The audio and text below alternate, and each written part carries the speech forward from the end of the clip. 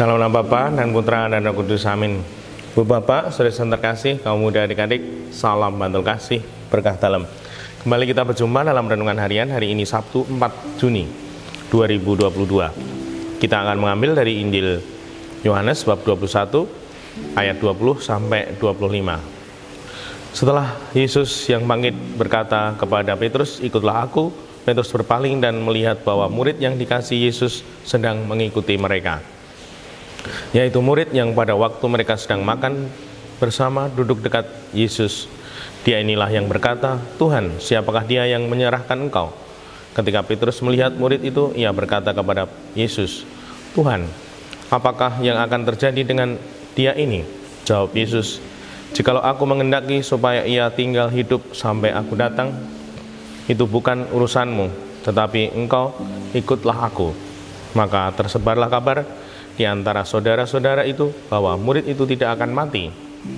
Tetapi Yesus tidak mengatakan kepada Petrus bahwa murid itu tidak akan mati, melainkan, "Jika aku mengendaki supaya ia tinggal hidup sampai aku datang, itu bukan urusanmu."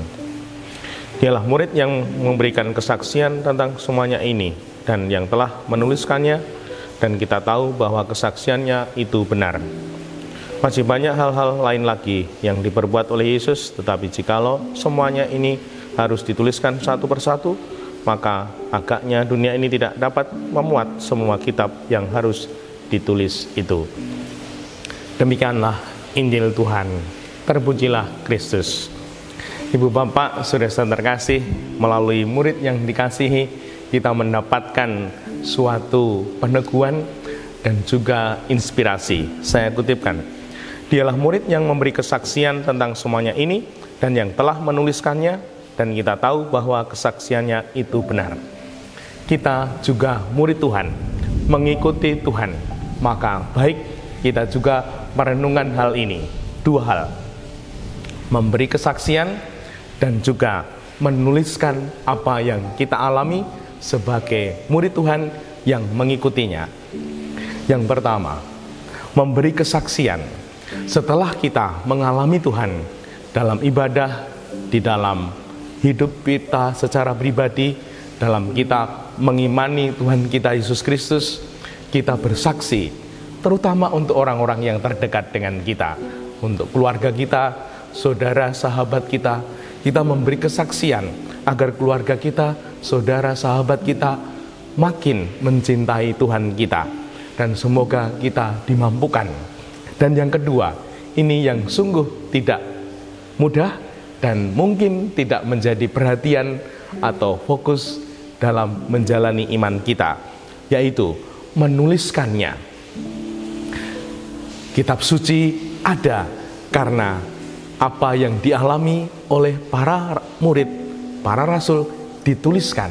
Nah, maka sungguh suatu hal yang sangat berharga dan sangat positif sekiranya kita dimampukan untuk menuliskan bisa dengan kata-kata bijaksana, quote kalau zaman sekarang, puisi atau lagu, atau kemudian membuat cerita, membuat renungan. Nah, kalau kita boleh melihat kekayaan gereja, kerahiman ilahi, Santa Faustina, dia menulis dalam buku harian, dan buku harian itu menjadi ungkapan hati dan imannya, bahkan menjadi warisan untuk devosi kerahiman ilahi. Buku harian, ketekunan menuliskan apa yang menjadi pengalaman hidup kita, apa makna rohani bersama Tuhan yang menemani kita sehari-hari, dan itu kita tuangkan di dalam kata-kata yang tertulis. Semoga sungguh kita juga dimampukan sehingga memperkaya iman kita, iman keluarga, bahkan iman gereja. Dimuliakanlah Tuhan kini dan sepanjang masa. Salam bantul kasih, berkah dalam nama Bapa, Putra, dan Roh Kudus. Amin.